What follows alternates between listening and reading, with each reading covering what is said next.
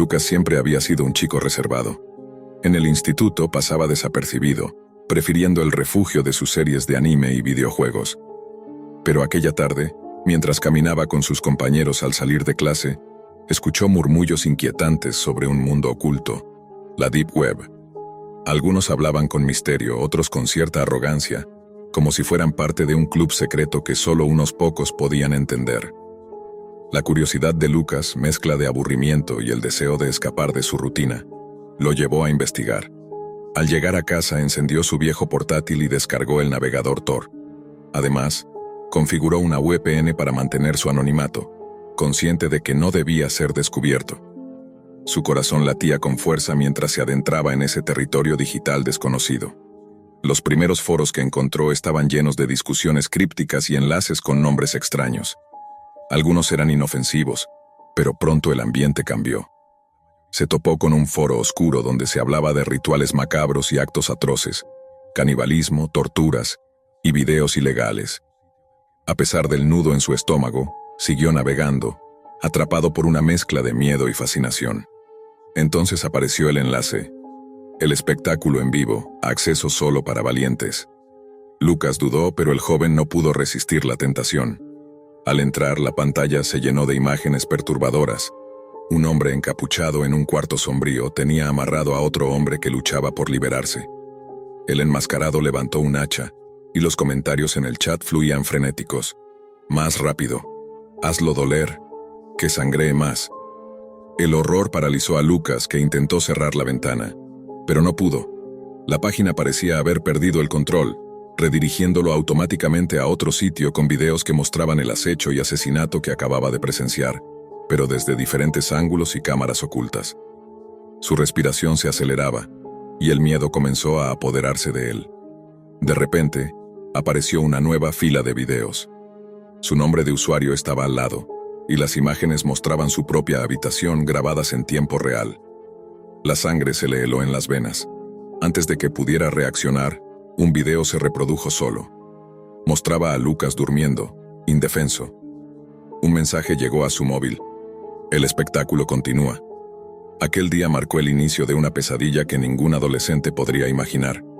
Las horas siguientes fueron una mezcla de ansiedad y paranoia que Lucas no podía controlar. Cada vez que encendía su portátil, la pantalla parecía acecharlo con aquella fila de videos que mostraban su vida privada sin que él lo supiera. Desconectó el Wi-Fi, apagó el celular, pero no había refugio. Su miedo había traspasado la frontera digital y se había colado en cada rincón de su realidad. Esa noche, cuando la oscuridad envolvía su habitación, Lucas sintió que alguien lo observaba. Los pasos en el pasillo, leves pero firmes, resonaban en su cabeza más que en el suelo. Se abrazó a la manta tratando de convencerse de que eran simples ruidos de la casa vieja, pero la verdad era que sabía que alguien estaba ahí, fuera de la puerta o quizás mucho más cerca. A la mañana siguiente, su padre le advirtió que debía cuidar mejor sus cosas y ser más responsable con sus datos personales. Pero Lucas no podía contarle lo que realmente sucedía. Sabía que nadie le creería. En la escuela, sus amigos notaron que estaba más callado, más ausente. Su mente volvía una y otra vez a aquella transmisión, al hombre enmascarado, a los gritos silenciosos que no podía sacar de su cabeza. Pero lo peor estaba por llegar. Un nuevo video apareció en su correo electrónico. Esta vez no era solo una grabación pasiva, sino un mensaje dirigido a él. En la pantalla, la cámara mostraba la puerta principal de su casa, grabada en tiempo real. Y luego, la silueta de una figura que se movía con sigilo, entrando sin hacer ruido. Lucas sintió un escalofrío que le recorrió toda la espalda. El mensaje era claro. No solo lo estaban observando, sino que habían cruzado la línea física. En ese momento entendió que había sido atrapado en un juego macabro que escapaba a su control. La Deep Web no era solo una leyenda digital, sino un lugar donde el mal se hacía espectáculo en vivo, y él era la nueva víctima en la lista. Los días siguientes fueron una tortura constante. Lucas ya no podía diferenciar entre la realidad y la pesadilla que se había instalado en su vida. Cada ruido, cada sombra, le provocaba un sobresalto. Incluso en clase, su mente se desviaba hacia esos videos que mostraban cada movimiento suyo, como si estuviera siendo seguido por cámaras invisibles. Una noche, después de cenar en silencio con su familia, Lucas decidió instalar cámaras de seguridad improvisadas alrededor de la casa. No confiaba en nadie, ni siquiera en la policía, que no parecía tomar en serio sus temores. Colocó su móvil en la esquina del pasillo, conectó una app que le permitía monitorear desde su habitación. Al revisar la grabación al día siguiente, su corazón se detuvo. En las imágenes a la medianoche se veía una sombra oscura que se deslizaba por el pasillo, avanzando con sigilo hacia su habitación. No había explicación lógica. La casa estaba con las puertas cerradas y la alarma activada. Cada vez que intentaba contar lo que ocurría, las palabras se le atoraban en la garganta. Temía que nadie lo creyera, que lo tildaran de loco. El acoso había entrado en su vida con la fuerza de una tormenta silenciosa y lo mantenía prisionero. Una noche, mientras intentaba dormir, Lucas recibió una notificación en su portátil. Un nuevo video había sido subido. En la pantalla, la figura enmascarada aparecía de nuevo, pero esta vez no estaba solo. Había otras cámaras, otras víctimas, todas atrapadas en esa red oscura donde el dolor y el miedo eran el espectáculo principal. El hombre enmascarado dirigió su mirada directamente hacia la cámara y con una voz baja y susurrante dijo: «Ahora empiezas a jugar, Lucas». El joven supo que no había vuelta atrás. Las siguientes noches fueron un infierno sin descanso para Lucas. La sombra que había visto en el pasillo no era una simple alucinación ni un intruso común. Era el inicio de un acecho meticuloso, una danza macabra que lo dejaba sin aliento y sin esperanza. Una madrugada, cuando la casa estaba sumida en el silencio, Lucas escuchó el crujido familiar de pasos aproximándose. El corazón le latía con fuerza, paralizado por el terror. Intentó levantarse, correr, gritar, pero el miedo lo inmovilizaba. Antes de que pudiera reaccionar, la puerta de su habitación se abrió lentamente. Una figura oscura y encapuchada entró sin emitir sonido. Lucas quiso cerrar los ojos, fingir estar dormido, pero una mano fuerte y fría le cubrió la boca. El pánico lo dominó mientras era arrastrado hacia el sótano, donde las paredes parecían absorber toda la luz. Una vez allí lo ataron con cuerdas ásperas y frías. Frente a él, una cámara estaba encendida. Su lente reflejaba el terror en sus ojos.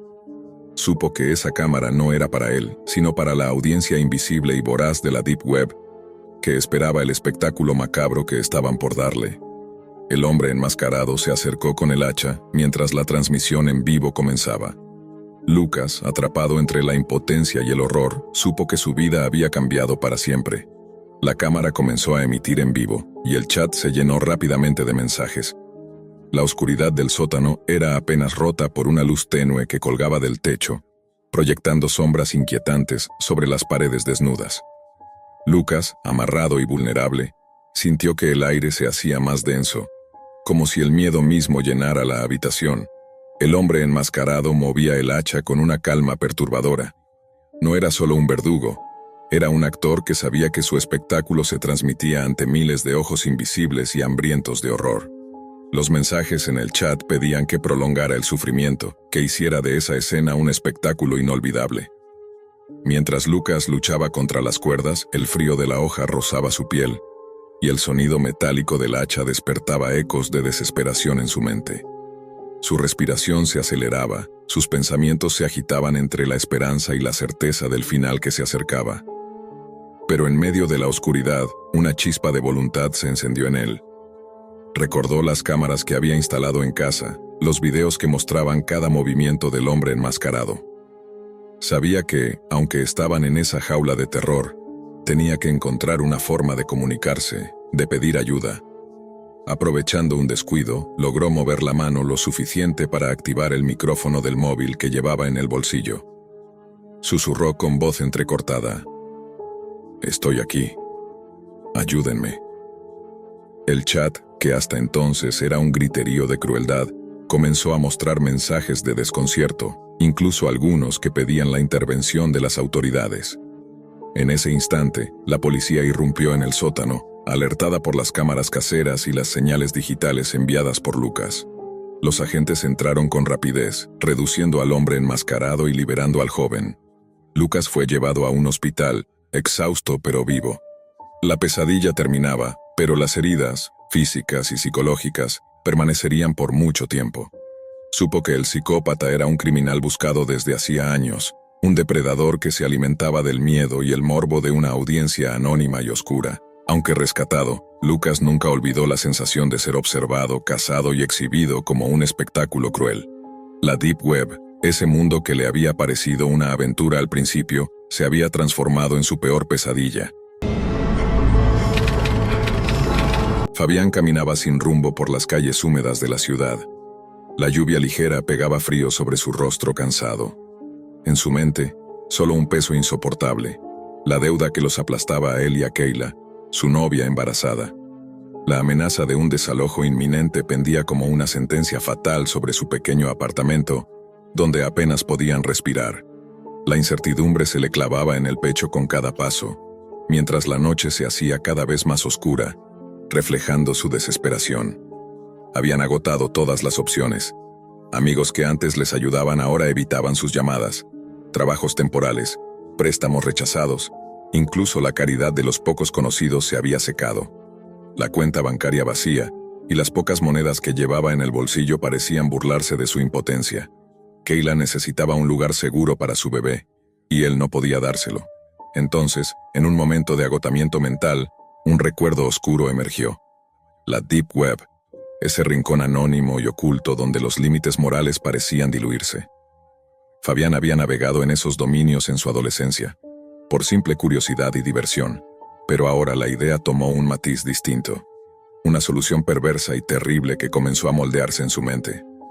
Sacó su teléfono viejo, con la batería a punto de morir, y conectó la VPN que había instalado años atrás. El proceso era lento, lleno de complicaciones, pero finalmente logró acceder a ese submundo digital. Entre los sitios prohibidos y anuncios extraños, un cartel en letras rojas capturó su atención. Servicio de sicario, bajo costo, resultados seguros, solo 50. El precio era casi ridículo, pero Fabián sintió que era la última oportunidad, la única salida para evitar que Kayla y su hijo nacieran en ese infierno. Con dedos temblorosos, escribió la solicitud. Eliminar a Kayla. Pulsó enviar, y el sitio le mostró un mensaje automático. Confirmar pago. Sin dudar, utilizó el poco dinero que le quedaba, transferido desde su cuenta, y esperó con el corazón latiendo en un puño. Pero mientras la desesperación y la culpa lo ahogaban, el teléfono sonó. Era una llamada inesperada. Fabián, su cuenta ha sido acreditada con $10,000 por el sorteo de banco. La incredulidad lo paralizó. La solución había llegado de forma absurda y tardía. Corrió de vuelta a su hogar con la intención de cancelar la orden, de detener lo inevitable. Pero al abrir la puerta, un disparo rompió el silencio y su mundo se desmoronó. Al escuchar el disparo, Fabián se quedó paralizado por un instante, el ruido resonando en sus oídos como un eco sin retorno. El olor a pólvora flotaba en el aire frío mientras sus manos temblorosas se aferraban al marco de la puerta.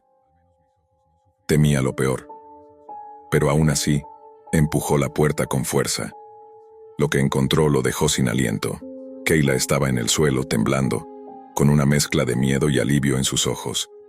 A su lado el casero yacía inmóvil, una mancha oscura extendiéndose sobre su ropa. El sicario, invisible hasta ese momento, había cumplido su encargo, pero no como Fabián esperaba. El hombre que debería haber muerto era el casero, no Kayla. El sicario, frío y profesional, había actuado con rapidez y sin contemplaciones, eliminando a quien abrió la puerta sin hacer preguntas, sin distinguir objetivos. Fabián sintió que el mundo se venía abajo. La desesperación que lo había impulsado a contratar aquel servicio se mezclaba ahora con un miedo atroz. No solo había puesto en riesgo la vida de Kayla, sino que había desatado una cadena de violencia que escapaba a su control. Con el dinero recién ganado, trataron de rehacer su vida. Cambiaron de casa, intentaron olvidar, pero las noches eran un tormento. Fabián no podía apartar de su mente la imagen del casero muerto, ni el frío de aquella llamada que había sellado el destino de todos. En la Deep Web, el sicario seguía activo, invisible y letal, recordándole que detrás de cada clic había consecuencias ineludibles. Los días siguientes fueron una pesadilla constante para Fabián. Cada vez que cerraba los ojos, veía el rostro inmóvil del casero, y la imagen de Kayla temblando en el suelo no le daba paz. El dinero parecía un regalo envenenado. Había conseguido la estabilidad que tanto anhelaban, pero el precio emocional era insoportable. Kayla notaba el cambio en él. Su mirada se había vuelto distante. Sus manos temblaban al tocar la barriga que crecía, y sus palabras eran a veces vacías, como si hablara con un extraño. Intentaba consolarlo, le pedía que olvidara, que miraran hacia adelante, pero Fabián sabía que esa sombra jamás se borraría.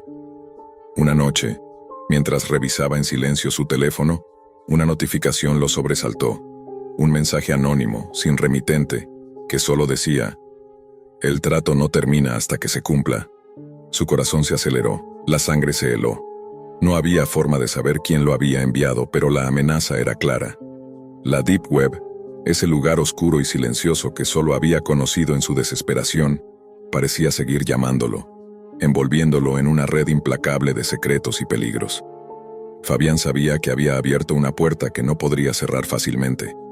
Y aunque quería borrar aquella decisión, algo dentro de él sentía que el sicario no había terminado su misión. Las semanas que siguieron se convirtieron en un tormento lento y tortuoso para Fabián. Cada mañana despertaba con un nudo en la garganta y una ansiedad que le quemaba el pecho. La rutina diaria era una batalla contra sus propios demonios. Mientras Kayla se dedicaba a preparar la llegada del bebé, él se hundía más en un mar de culpa y paranoia. El dinero del premio había sido una bendición material, sí, pero no podía comprarle la paz. Con cada pago hecho para la nueva casa, con cada comida que compraba, sentía que el peso de su decisión aumentaba. Las paredes de su nueva casa parecían estrecharse, como si cada sombra escondiera un espectro. Fabián apenas dormía. El sonido de cada puerta que se cerraba o el crujido de las vigas le recordaban la fragilidad de su vida. Su teléfono, que antes había sido su herramienta para navegar en el oscuro mundo de la Deep Web, ahora se convertía en un instrumento de terror. Mensajes sin remitente, simples frases como «el trato continúa» o imágenes borrosas de lugares que no reconocía, aparecían en su pantalla sin aviso. No importaba cuántas veces cambiara de número o de dispositivo, la amenaza lo seguía inescapable. Kayla intentaba ser su sostén, pero ella también comenzaba a notar la sombra que crecía en el hombre que amaba. Una noche, en medio de una discusión, le preguntó con voz quebrada: «¿Qué pasa, Fabián? ¿Por qué te estás destruyendo así?». Él no pudo responder. La culpa era un monstruo sin palabras. En la soledad de su habitación, Fabián decidió sumergirse de nuevo en la Deep Web, buscando respuestas, intentando encontrar algún hilo que le permitiera deshacer el daño, o al menos entender qué estaba pasando. Navegó por foros oscuros y sitios de intercambio de información ilegal, hasta que encontró algo perturbador: un registro, una especie de diario digital, donde alguien había documentado sus encargos como sicario. La lista era larga y fría, con nombres, fechas y, lo más inquietante, estados de cumplido o fallido. Entre las entradas apareció su propio nombre junto con una fecha cercana. Un escalofrío recorrió su espalda. El sicario no solo había cumplido el primer encargo, sino que tenía marcado un siguiente paso. No había forma de contactar a esa persona, pero la certeza de que su vida y la de Kayla corrían peligro era innegable. En esos momentos, Fabián comprendió que su error no solo había cambiado su destino, sino que ahora lo convertía en un rehén de un juego macabro. No se trataba solo de matar o no matar. El sicario parecía jugar con su mente, con su miedo, con su desesperación. Cada día que pasaba, la amenaza invisible se hacía más tangible. A veces, cuando caminaba por la calle, sentía que alguien lo seguía, pero al voltear no encontraba nada. Su paranoia crecía, y con ella, la distancia con Kayla. Ella le rogaba que buscara ayuda, que denunciara, que huyeran, pero él sabía que nadie podía protegerlos de aquello.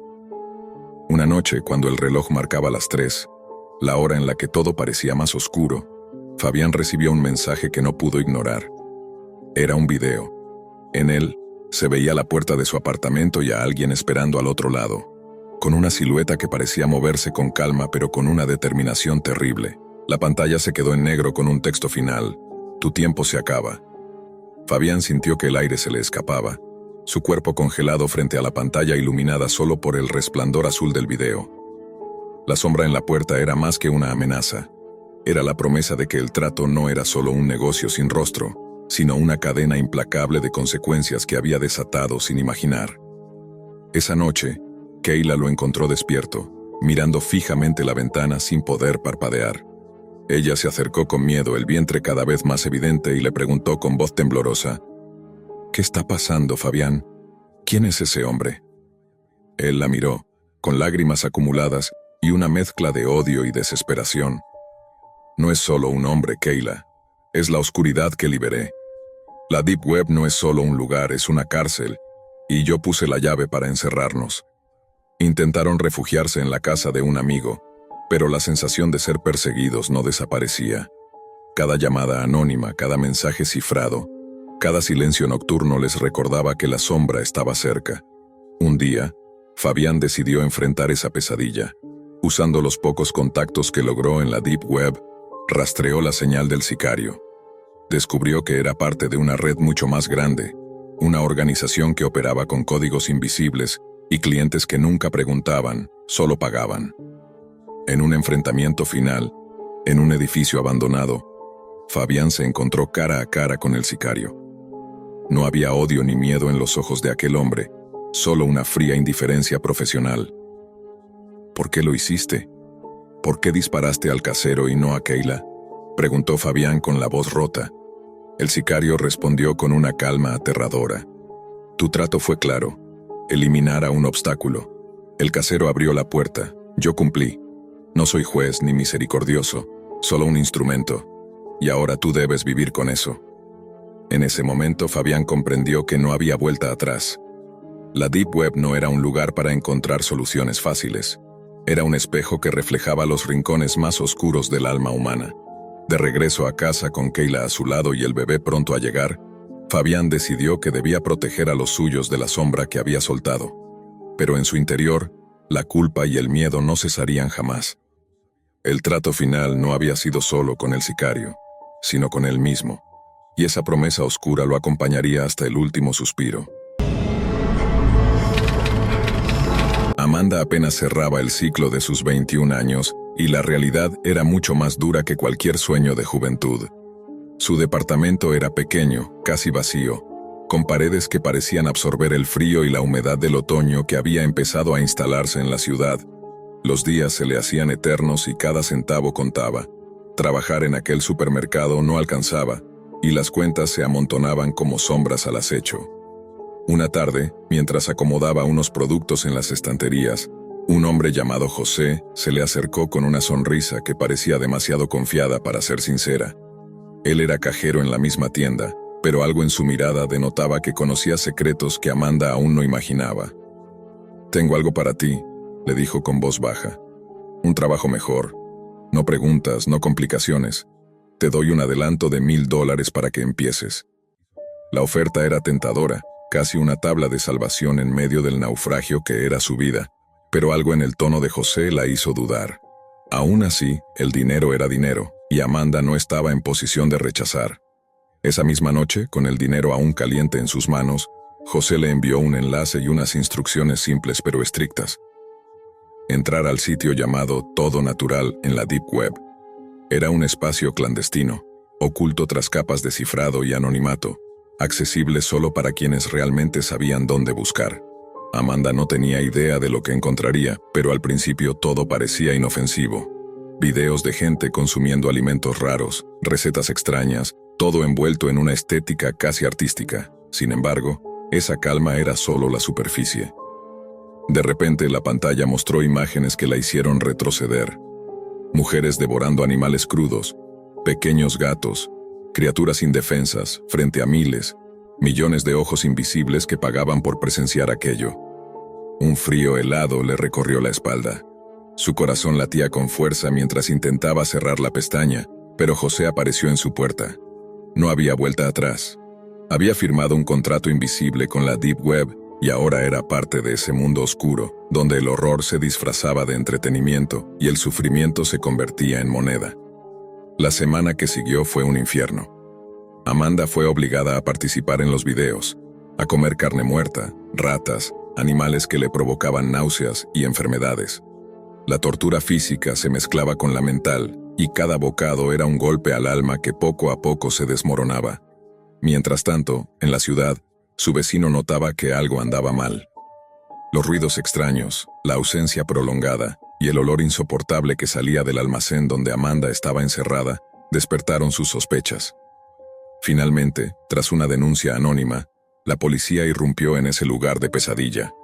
Lo que encontraron era peor de lo que nadie hubiera imaginado. Mujeres muertas, cuerpos olvidados, la evidencia cruel de un negocio macabro que la Deep Web había cobijado en las sombras. Amanda salió de ahí, pero las heridas no eran solo visibles. Su mente estaba marcada por un trauma que le impedía mirar a los animales sin recordar el dolor y la desesperación de esos días.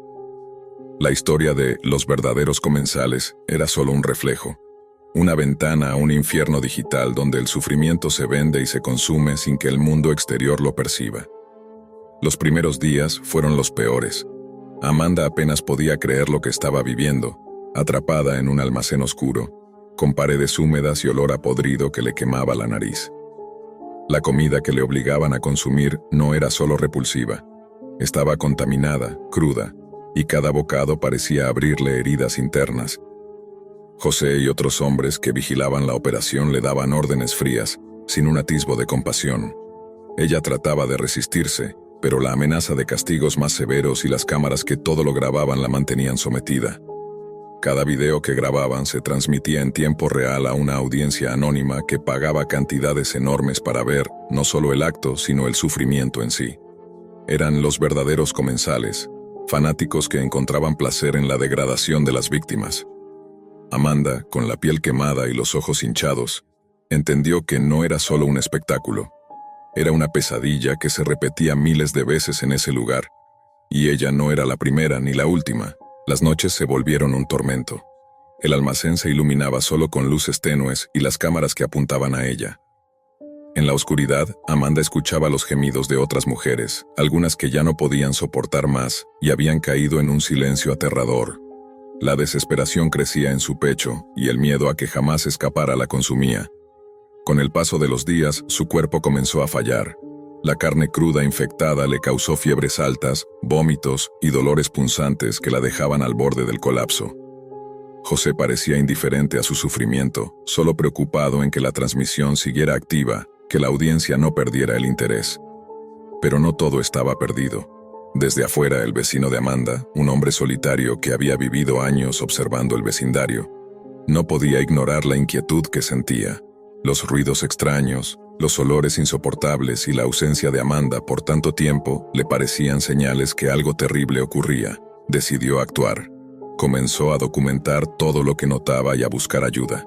Finalmente, con un informe detallado y la sospecha de que en aquel almacén ocurría algo ilegal, logró que la policía abriera una investigación.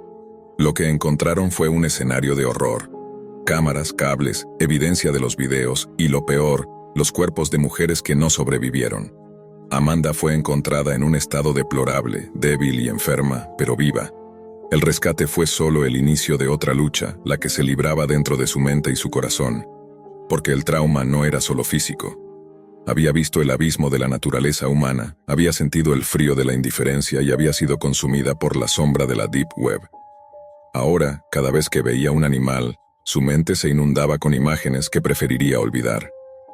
Su vida, antes llena de sueños, había sido marcada por una oscuridad que no se disiparía con facilidad. Los días posteriores al rescate fueron una batalla constante para Amanda. El hospital se convirtió en su nuevo encierro, donde las heridas físicas comenzaron a sanar lentamente, pero el peso mental era mucho más pesado.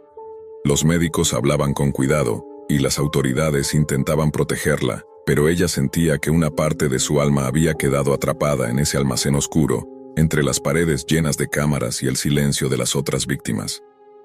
Cada sesión con el psicólogo era un viaje doloroso por recuerdos que no podía controlar. Las imágenes de aquellas mujeres, obligadas a humillarse y a sufrir ante una audiencia invisible, la perseguían. La Deep Web, ese lugar que creía solo un misterio tecnológico, había demostrado ser un pozo sin fondo de crueldad y perversión. Pero Amanda no estaba dispuesta a quedarse atrapada en la sombra. Con el apoyo de su vecino y la policía, comenzó a colaborar en la investigación para desmantelar todo natural y sus oscuros organizadores.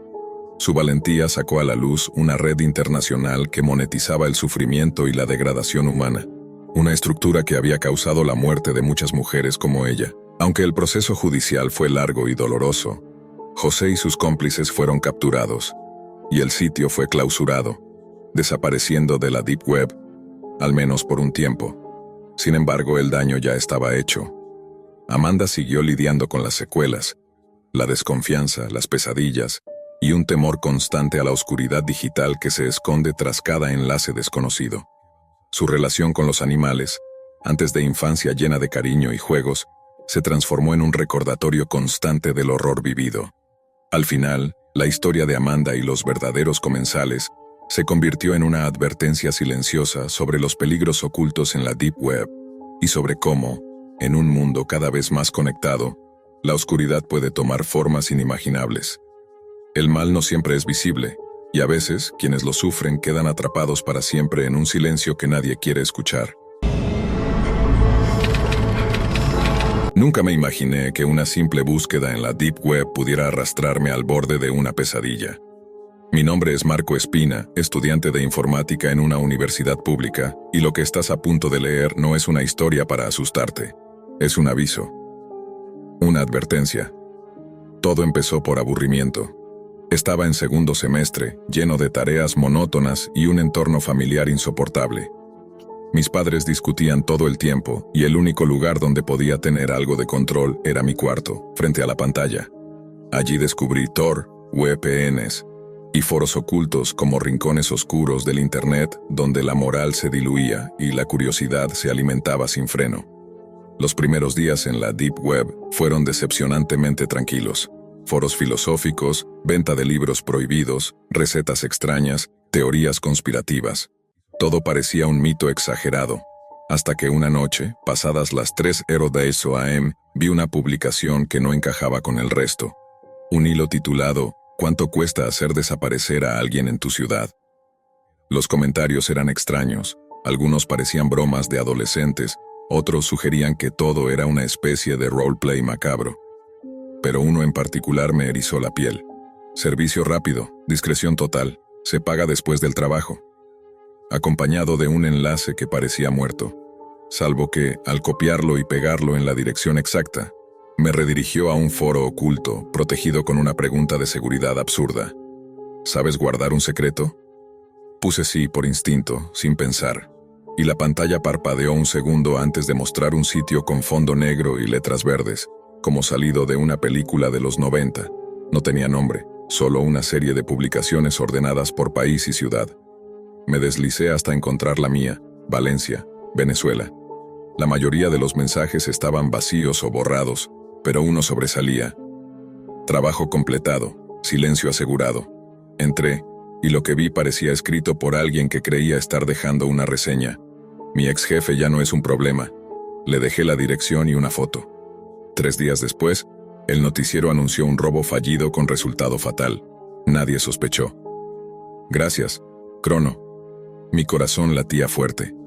La idea de que alguien pudiera estar ofreciendo asesinatos por encargo en mi misma ciudad era absurda, pero algo dentro de mí quería probar si era real. Fue un impulso tonto, de esos que uno cree que están bajo control porque nada va a pasar de verdad.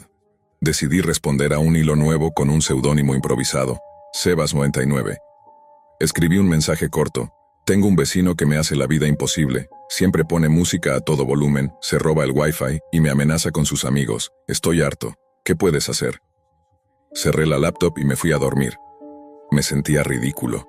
Era solo un desahogo, una broma interna para mi propio entretenimiento. Pero al día siguiente algo me despertó en mitad de la noche. No sé si fue un ruido o solo la sensación de ser observado. Encendí la computadora y la pantalla estaba encendida. No la había dejado así, abierta como si alguien la hubiese usado. Y ahí estaba. El blog de notas, sin mi intervención, con un mensaje que no recordaba haber escrito. No vuelvas a jugar con lo que no entiendes, Marco. Me congelé. No había puesto mi nombre real en ningún lado, ni en el mensaje ni en el correo usado para acceder a los foros. Y sin embargo, ahí estaba. como si alguien hubiera estado dentro de mi PC. Cerré el programa, desconecté el Wi-Fi y me quedé paralizado frente al monitor. A los pocos segundos, el blog se volvió a abrir. Otro mensaje. Ya tengo la dirección, observa. Mi instinto fue correr hacia la ventana. Mi cuarto da directo a la calle. Y justo entonces, un coche viejo, un Pontiac gris que jamás había visto en el barrio, se detuvo frente a la casa de mis vecinos, los Ferrer. Vivían 3 personas allí, el padre, la madre y su hija pequeña. El auto no tenía placas visibles. De él bajó un hombre alto, con capucha, caminando como si supiera exactamente a dónde ir. Quise convencerme de que no tenía nada que ver. Tal vez era una coincidencia. Tal vez alguien venía a visitar o entregar algo. Pero entonces lo vi. Llevaba guantes. No tocó el timbre. Simplemente empujó la puerta que no sé si estaba abierta o si la forzó. Entró y no salió. Minutos después, gritos. 3. Unos segundos entre cada uno. Luego, silencio. Un silencio pesado, viscoso. No me moví. No respiré. Vi al hombre salir con calma, como si nada hubiera pasado. Subió al coche. Se fue. Me quedé ahí, frente a la ventana, temblando, sin entender del todo lo que acababa de presenciar. Quería pensar que mi mente lo había inventado. Pero entonces, el blog volvió a abrirse. Solo una línea esta vez. Trabajo completado. Ahora págame $5,000 o eres el siguiente. Sentí un frío metálico recorrerme la espina dorsal. Cerré el bloc de notas, pero se volvió a abrir automáticamente. El cursor parpadeaba como si alguien estuviera todavía allí, esperando mi respuesta. Moví el mouse, traté de desconectarme de la red, pero el cursor no respondía. Luego apareció otra línea.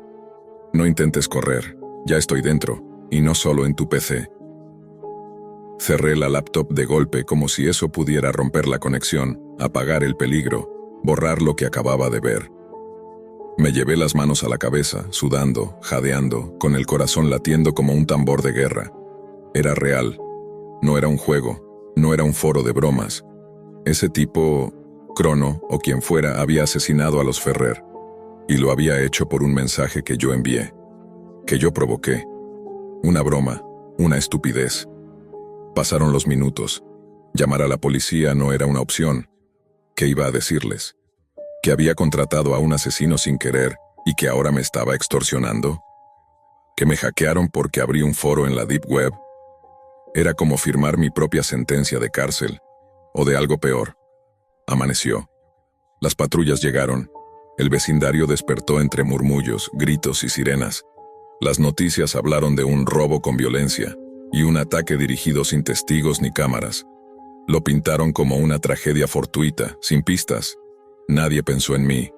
Nadie me miró. Nadie sospechó que el chico de al lado había sido la causa. O al menos no todavía.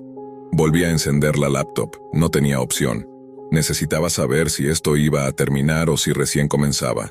Me conecté con el VPN, abrí Tor, regresé al foro. Estaba borrado. Todo. Ni rastro del hilo, ni rastro de Crono, ni del mensaje que yo había dejado. Como si nunca hubiera existido. Pero el blog se abrió de nuevo. Esta vez, con un archivo adjunto, un PDF.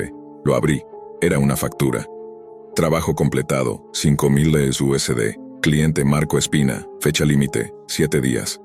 Abajo, una lista de métodos de pago, criptomonedas, cuentas ofuscadas. Todas irreconocibles para mí. ¿Cómo pagaría eso? ¿Cómo conseguiría esa cantidad? Estudiaba con una beca miserable. Vivía con mis padres. No tenía tarjetas. Ni siquiera sabía cómo mover criptos sin que me atraparan. El texto seguía. Si no puedes pagar, ofrece algo a cambio. Alguien más. Otro encargo. Una vida por una vida. Sentí náuseas. Casi vomito sobre el teclado. La idea era repulsiva. ¿Cómo se supone que iba a ofrecerle la muerte de alguien más solo para que me dejara en paz? No podía. No era un asesino. No era alguien sin alma. Pero esa noche, cuando cerré los ojos, vi la imagen del Pontiac de nuevo. Vi los gritos apagados. Vi el hombre salir con las manos vacías.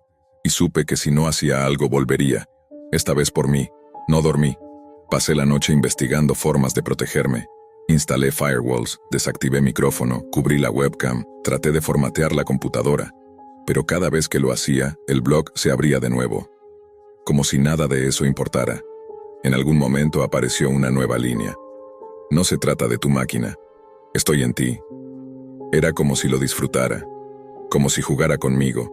Comencé a ver sombras donde no había, a dudar de mis pasos, a revisar la cerradura 2, 3, 10 veces, a sentir que alguien me seguía al salir de clase. Incluso llegué a pensar que mis padres me miraban con sospecha. Podían notar el cambio en mí, podían oler la culpa en mi piel. Pasó el segundo día, luego el tercero. La factura seguía sin pagarse.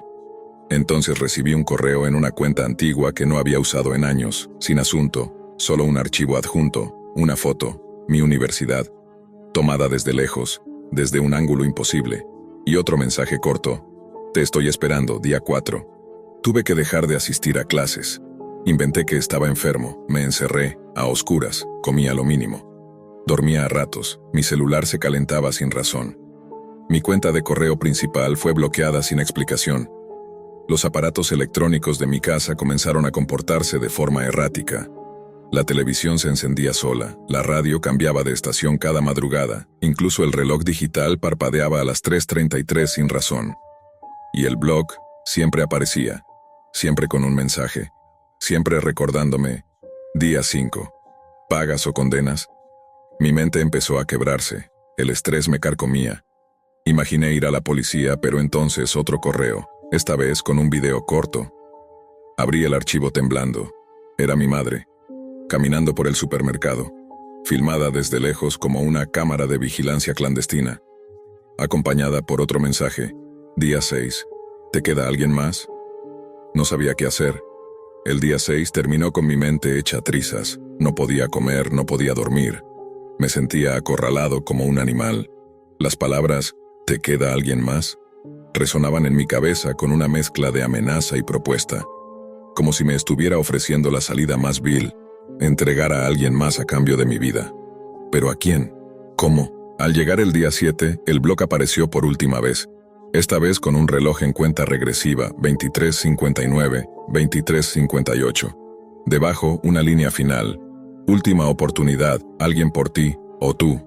Entonces hice algo que ni yo mismo entiendo del todo. Tal vez fue miedo, tal vez desesperación, tal vez ya estaba roto. Abrí el foro nuevamente y escribí un mensaje en un hilo nuevo. Conozco a alguien que debería desaparecer. No me preguntes por qué. Solo lo haré bien esta vez. Vive solo, se comporta raro, nadie lo echará de menos. Adjunté una foto que tenía guardada de Álvaro, un compañero de clases. Era alguien que apenas hablaba, un chico solitario y de aspecto siempre apagado. No era mi amigo. Apenas lo conocía, pero sabía que vivía cerca del campus, que no tenía familia cercana y que nadie haría muchas preguntas si desaparecía. Presioné enviar y vomité de inmediato. La cuenta regresiva desapareció. Pasaron horas, silencio. Ni el blog, ni un mensaje, ni un archivo nuevo. La laptop quedó en negro. Por un momento pensé que tal vez lo había logrado. Tal vez esa decisión había detenido todo. Había elegido entre el infierno o la tumba. Y elegí sobrevivir. Al día siguiente, la noticia corrió en los pasillos de la universidad. Un estudiante había sido encontrado sin vida en su apartamento, sin signos de robo, sin testigos. El nombre era Álvaro. Sentí un frío hueco en el pecho. Había funcionado. El sicario lo había hecho, de nuevo. Pero esa noche recibí un último mensaje en el blog, breve, implacable. Pago recibido, el contrato ha sido extendido, ahora trabajas para mí. Pensé que el horror había terminado, pero no. Era solo el comienzo. Ahora, cada semana recibo nombres, fotos, direcciones, gente al azar, gente que, si me niego a reenviar o a justificar, desaparece igual, pero no sin consecuencias. El día que ignoré un mensaje, vi a un desconocido rondar la casa de mi hermana. Otro día me enviaron una foto de mi propio cuarto tomada desde adentro mientras yo dormía. He intentado huir, cambiar de país, tirar el celular, quemar la laptop. Nada sirve. El blog siempre vuelve. El nombre Crono siempre reaparece, como una sombra que no se disipa. Y ahora tú estás leyendo esto. Tal vez por curiosidad, tal vez por aburrimiento como yo al principio. Si llegaste hasta aquí, recuerda, no hagas preguntas en la Deep Web, no juegues con lo que no entiendes, porque el precio de la curiosidad puede ser una vida, o muchas. No es fácil concentrarse cuando los gritos traspasan las paredes, cuando las palabras entre tus padres se vuelven cuchillos invisibles. Por eso Ángel pasaba más tiempo en la biblioteca pública que en su propia casa. Allí, entre estanterías polvorientas y el olor rancio del papel viejo, encontraba un silencio que parecía hecho a medida.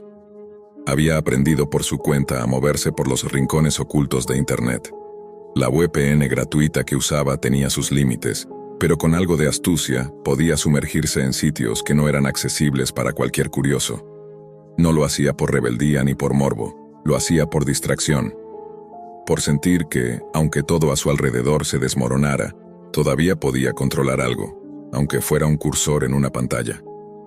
Aquella tarde, mientras el cielo afuera empezaba a teñirse de naranjas, navegaba por foros oscuros sobre tecnología prohibida y teorías conspirativas. Uno de los enlaces lo condujo a un sitio minimalista, con un diseño tan rudimentario que parecía abandonado. En la parte superior, un título en mayúsculas, Noticias de mañana. Los titulares no parecían gran cosa. Fuerte granizada sorprende a pescadores en Tailandia. Tensión política aumenta en frontera oriental de Ucrania. Empresa de IA lanza herramienta que predice comportamiento de usuarios con 89% de exactitud. Pero uno lo hizo detener el scroll. No por su contenido, sino por la fecha. 6 de agosto, 2025. 3 días adelante. Hallan cuerpo de mujer mutilado en las afueras de San Bartolomé. La escena, descrita por testigos como obra de una bestia, genera conmoción en la comunidad. San Bartolomé era su ciudad. Pequeña, olvidada, con una iglesia central y más perros callejeros que policías. Aquello no podía ser más que una broma pesada, un creepypasta o un experimento de algún hacker aburrido. Pero aún así, Ángel guardó una captura de pantalla. 3 días después, la ciudad despertó con la noticia. La mujer, identificada como Milena Farías, había sido encontrada cerca de un viejo aserradero. Las heridas no coincidían con ningún arma común. En el pueblo, corrían rumores de rituales, de drogas, de animales salvajes escapados de algún circo que nadie recordaba haber visto. Ángel sintió cómo el estómago se le comprimía. Corrió a la biblioteca. El sitio aún funcionaba, aunque algunos titulares ya habían desaparecido, sustituidos por otros nuevos. Entre ellos, uno llamó su atención. Detective detiene a sospechoso de asesinato en parque de adultos mayores tras recibir pista anónima. La fecha, 10 de agosto, 2025. Era dentro de 4 días. No sabía a quién acudir. Pensó en Josefina, su amiga desde primaria, hija del detective Toledo, uno de los pocos policías de verdad que quedaban en ese lugar. Ella escuchó toda la historia con los ojos bien abiertos, pero sin reírse. A Josefina no le gustaban las bromas, y menos si incluían a su padre. ¿Estás diciendo que ese sitio predice el futuro? No lo sé, respondió Ángel. Pero acertó con la mujer. Lo vi antes. Ella lo llevó a su casa esa misma noche. El detective Toledo no era un hombre muy expresivo, pero sí observador. Escuchó todo sin interrumpir, luego pidió ver la página. Tomó notas. Y al 4.º día, arrestó a un sujeto armado con un cuchillo oxidado justo detrás de un banco del parque, donde un anciano esperaba a su nieto. Toledo no habló mucho después de eso, pero Ángel sabía que ya no era el único que tomaba en serio el sitio. Lo visitaban a diario, con Josefina pegada al hombro. Intentaron enviar correos, trazar IPs, copiar el código fuente, todo inútil. El sitio se actualizaba solo, como si supiera que lo estaban vigilando. Y entonces apareció el titular que quebró el aire. Joven de 17 años asesinada dentro de su domicilio, sospechoso abatido por su padre, oficial de policía. No hacía falta decir más. La víctima, Josefina. La fecha, mañana. Toledo colocó cámaras en la casa, pidió a su equipo que patrullara cerca, llevó su arma al cinto incluso en el desayuno. Pero lo que más inquietaba a Ángel no era la predicción. Era lo que apareció justo debajo del titular, una línea que antes no estaba. Esto apenas comienza. La pantalla parpadeó. La noticia desapareció. Y entonces, en la biblioteca, la luz comenzó a fallar. Toledo instaló un generador de respaldo en casa. Nada sofisticado, pero suficiente para mantener las cámaras encendidas y la señal del router estable. Esa noche, la familia se encerró. Ángel también estaba allí, por insistencia de Josefina. Ella no quiso quedarse sola en su cuarto sabiendo que su nombre había sido el centro de un titular sangriento. El reloj avanzaba lento, pesado. A cada hora, Toledo revisaba las cámaras desde su portátil. Josefina no podía evitar mirar hacia las ventanas cada tanto, como si esperara ver un rostro allí, pegado al vidrio, sonriendo. Ángel revisaba el sitio a intervalos de 10 minutos, temiendo que la historia cambiara, que se volviera más específica, más real. A la 1:12 am, una de las cámaras del patio trasero se quedó en negro.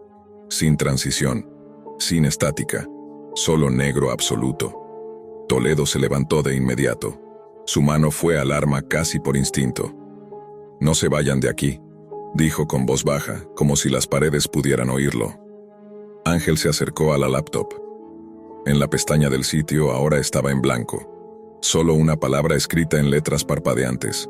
Actualizando. Toledo cruzó el pasillo, se asomó por la ventana de la cocina que daba al jardín. Nada. Ni ramas moviéndose, ni grillos. Demasiado silencio. La segunda cámara, la del garaje, se apagó justo cuando Josefina se levantaba para seguir a su padre. Ángel la detuvo del brazo. «Quedémonos aquí, esto no es normal».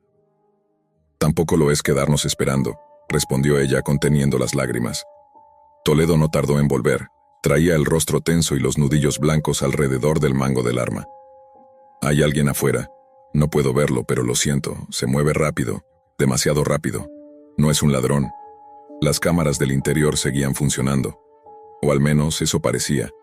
Pero en la pantalla del portátil, la pestaña del sitio web había vuelto a cargarse. Esta vez no había noticias, solo un titular en rojo. Tiempo restante, 0:37:12.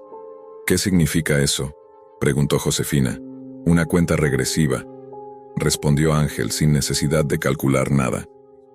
El detective cerró todas las puertas, apagó las luces del pasillo y se posicionó frente a la entrada principal. Por un momento, Ángel pensó que quizás todo terminaría sin que nada pasara. Pero entonces, desde el cuarto de servicio se escuchó el sonido de un vaso estrellándose contra el suelo. Todos se giraron al mismo tiempo. «Esa puerta estaba cerrada», murmuró Toledo. Pero ya no lo estaba. El pomo giraba lentamente. Ángel tomó un cuchillo de cocina. Su mano temblaba. Josefina no tenía armas, solo un celular, al que no podía sacarle señal desde hacía 20 minutos. El pomo giró por completo. La puerta se abrió 1 centímetro, luego 2. Toledo apuntó. Gritó que se identificaran. Nadie respondió. Cuando finalmente empujó la puerta, no había nadie adentro. Ni en los estantes, ni bajo la mesa. Todo parecía igual. Todo, excepto por la palabra escrita con carbón en la pared opuesta. No puede evitarse. Detrás de ellos, la laptop volvió a emitir un pitido. La cuenta regresiva ya marcaba menos de 20 minutos, y había un nuevo titular. Esta vez, uno que no Ángel ni Josefina pudieron entender del todo. Sujeto no identificado interfiere con la secuencia, ajustando variables. La página parpadeó y por primera vez mostró una fotografía. Una imagen en baja resolución, en blanco y negro, como de cámara de seguridad. Mostraba una habitación, el cuarto de Josefina, pero no era en el presente. Era de mañana. En la foto el cuerpo de alguien yacía en el suelo, rodeado de sangre. Pero el rostro era el de Ángel. ¿Eso es ahora?, preguntó Josefina con voz apenas audible. Ángel no contestó. Una línea de texto comenzó a escribirse sola, justo debajo de la imagen. El observador ha sido observado. Y como si fuera una señal, las luces se apagaron todas a la vez. La oscuridad no fue completa. Desde el pasillo se filtraba una luz roja tenue, pulsante, que parecía provenir de ninguna fuente visible, como un latido lento e irregular. Toledo encendió una linterna táctica y con pasos firmes se dirigió hacia el origen de ese resplandor, pero apenas cruzó el umbral del salón, la linterna se apagó también, como si alguien le hubiera arrancado el alma. Ángel y Josefina no sabían si quedarse o correr. La pantalla del portátil volvió a encenderse con fuerza, mostrando una transmisión en vivo. La cámara estaba colocada en un ángulo alto, como si flotara en la esquina del techo.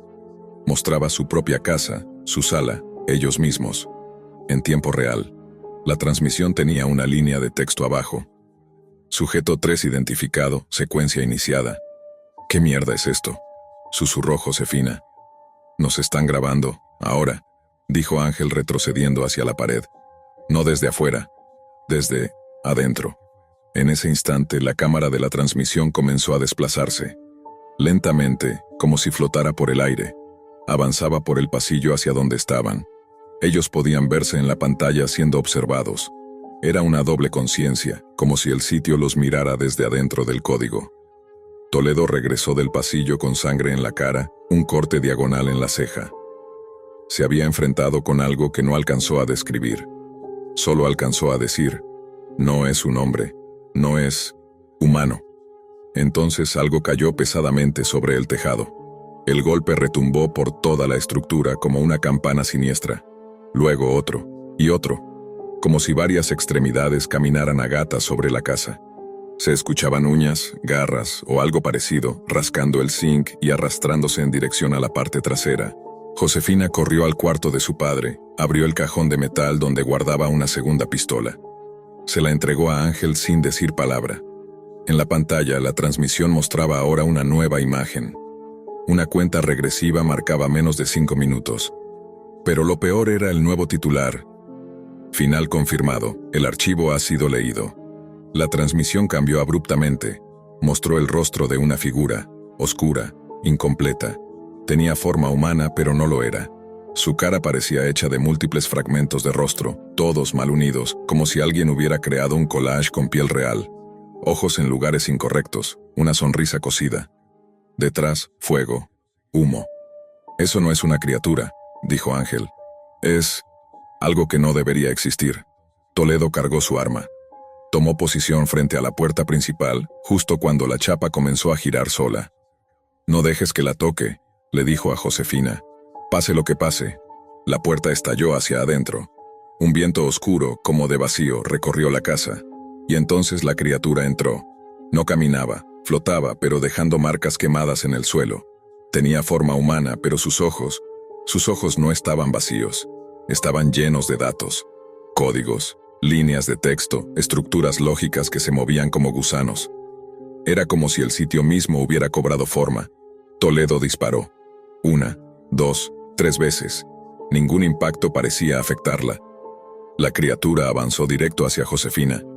Ángel intentó disparar, pero su mano no reaccionaba. El arma temblaba, bloqueada por el miedo puro, como si el cuerpo se negara a enfrentar aquello. Entonces, Toledo se abalanzó sobre la entidad, le gritó a Josefina que corriera. El último disparo sonó hueco, y en un instante, todo se detuvo. Silencio. Oscuridad. Un clic. Ángel abrió los ojos. Estaba solo. Josefina no estaba. Tampoco Toledo. El cuarto había cambiado. Era más grande, más blanco, sin puertas ni ventanas. En el centro, una única computadora encendida. En la pantalla, el sitio web. Solo un titular. El nuevo reportero ha sido seleccionado. Ángel se acercó. El sitio tenía una nueva sección. Escribe la siguiente noticia. Una caja de texto.